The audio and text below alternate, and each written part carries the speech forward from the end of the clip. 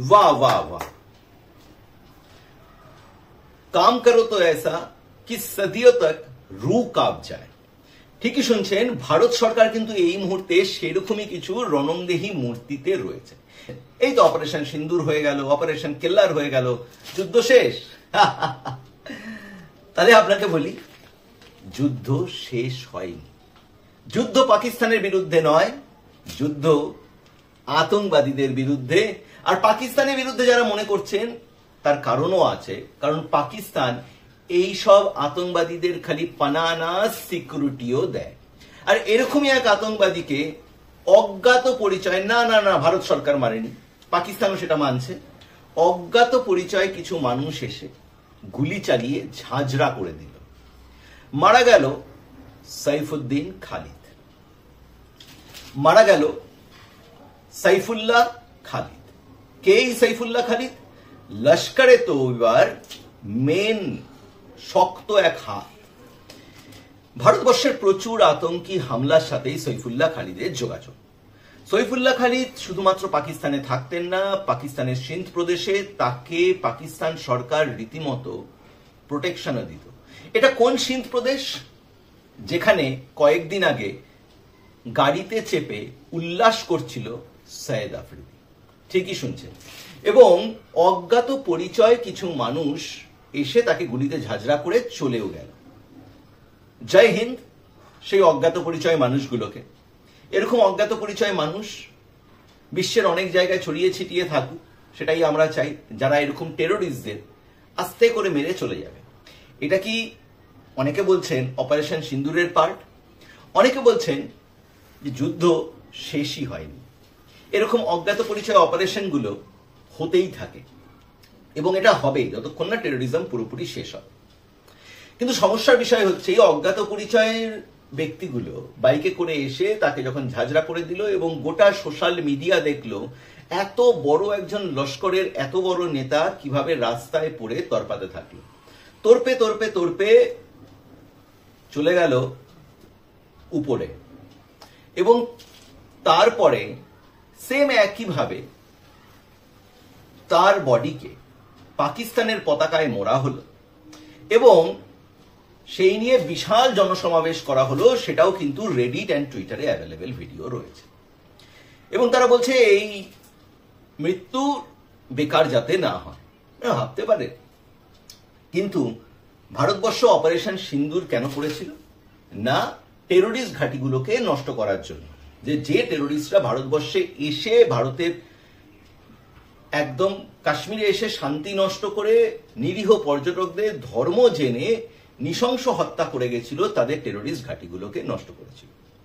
সেখানে কিন্তু টার্গেট ছিল জৈশে মোহাম্মদ, এই ধরনের গ্রুপগুলো। সেখানে কিন্তু ভারতবর্ষের টার্গেট ছিল জৈশে মোহাম্মদ এবং লস্করে তৌবার কিছু কিছু ক্যাম্প। এবার ভারতবর্ষের যুদ্ধ মোটামুটি ভাবে শেষ হলো। এ ভাবছে যে আমি তো সিকিউরিটি পাচ্ছি, সাইফুল্লাহ খালিদ ভাবছে যে আমি তো ভাই সিকিউরিটি পাচ্ছি গভর্নমেন্ট অফ পাকিস্তানের কাছ থেকে, এবার আমি ঘুরে বেড়াই, এদিকে অনেকজন শেষ হয়ে গেছে, মাসুদ আজাদের গোটা পরিবার শেষ হয়ে গেছে, আমি তো ভাই এই যাত্রায় সেফলি বেঁচে গেলাম। সেই রকমই তিনি সিন্ধ প্রদেশের রাস্তা দিয়ে হেঁটে যাচ্ছিলেন। অজ্ঞাত পরিচয় ব্যক্তিরা এসে তাকে গুলি মেরে দিয়ে বেরিয়ে চলে গেল। পাকিস্তান সেটা বলছে না, ভারত মেরেছে, কিন্তু এরকম অজ্ঞাত পরিচয় গুপ্তচররা থাকুক। এটা অপারেশন সিন্দুর বা অপারেশন কেল্লারই হিস্সা নাকি কেউ জানে না। আর এ ভারতবর্ষে যা আতঙ্কি হামলা চালিয়েছিল, ভারতবর্ষ কিন্তু কিছু ভোলেনি।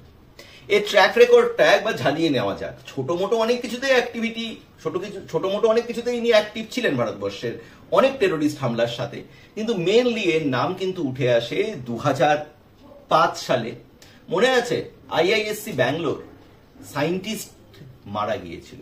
সেই সময় লস্করে তৌবার টার্গেট ছিল সায়েন্টিস্টদের যদি মারা যায় বা ভারতবর্ষের এরকম কোনো জায়গায় যদি অ্যাটাক করা যায়, তাহলে বিশাল প্রচার হতে পারবে এবং সায়েন্টিস্টরা ভয়ে আতঙ্কবাদীদের সাথ দেবে। হয়নি সেটা, কিন্তু সায়েন্টিস্ট মারা গেছিল। সেইখানে প্রথম নাম উঠে আসে সাইফুল্লাহ খালিদ। সেকেন্ড, 2006 RSS এর মুখ্যালয় নাগপুরে, কিন্তু সেই যাত্রায় হয়তো সেইভাবে ক্ষয়ক্ষতি করতে পারেনি, বেঁচে গিয়েছিল ভারতবর্ষ। কিন্তু টার্গেট ছিল বিস্ফোরণও করেছিল, কিন্তু সেইভাবে অতটা ক্ষয়ক্ষতি হয়নি।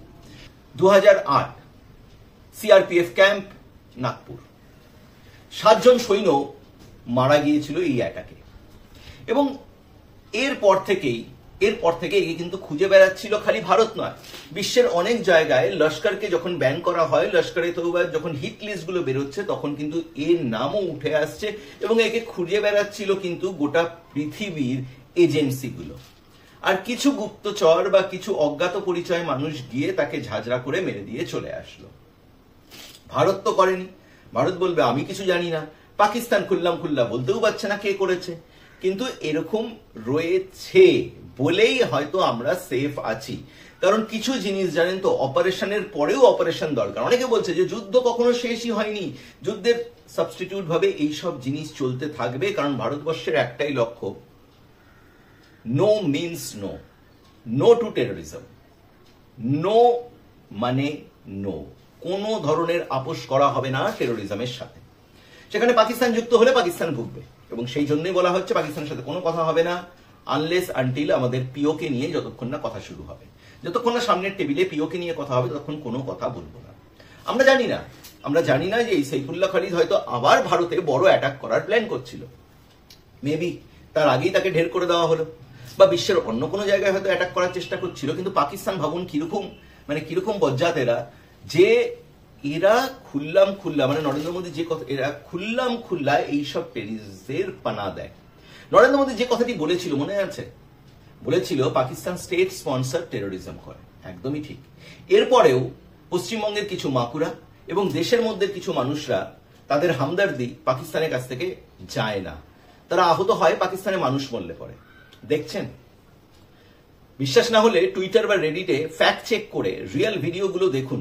যখন এই সব আতঙ্কবাদীদের ফিউনারেল হয় তখন কত লাখ লাখ মানুষ গিয়ে সেখানে জমা হয়, and they are all normal human being পাকিস্তানে। এবং তাদের সামনে সেইভাবে ব্রেন ওয়াশ হয় যে এরপরে ফাতে আমরা নেব, আমরা লড়ব। যাদের ক্লাস 7-8 থেকে মাথায় ঢুকিয়ে দেওয়া হয় মাদ্রাসে যাওয়ার দরকার নেই। দেশের মেন টেক্সট বুকে যে গান্ধী হিন্দুদের হয়ে কাজ করেছিল, গান্ধী মুসলিমদের সহ্য করতে পারত না, সেই জন্য তারা আলাদা রাষ্ট্র গড়েছে, হিন্দু বিদ্বেষী মনোভাবকে ঢুকিয়ে দেওয়া হয় ক্লাস 7-8 বইয়ে। সেই সব মানুষের সাথে আপনি কি সহমর্মিতা করবেন? ও গোটা দেশের মধ্যে যারা আছে, চেঞ্জ মানে মেন্টালিটি ওদের ওরকম ভাবে তৈরি হয় হিন্দু বিদ্বেষী, ইন্ডিয়ান বিদ্বেষী। সেখানে অনেকে সহমর্মিতা দেখায়, আমি জানি না কেন, তারা হয়তো রিসার্চের অভাব, তারা জিরো পেয়েও লাফালাফি করে। আপনারা বুঝতেই পেরেছেন আমি কার কথা বলছি।